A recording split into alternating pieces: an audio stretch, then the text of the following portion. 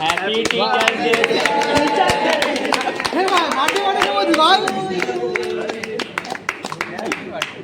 Ice cream? হ্যাঁ ice cream দিয়েছি। Ice cream না স্যার ডরা কই ভাই দাঁড়িয়ে গেছে ও আরে বাবু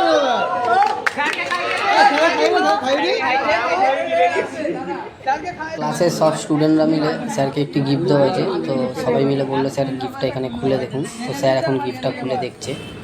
তো ভিডিওটি যদি আপনাদের ভালো লাগে লাইক কমেন্ট শেয়ার করে দিন।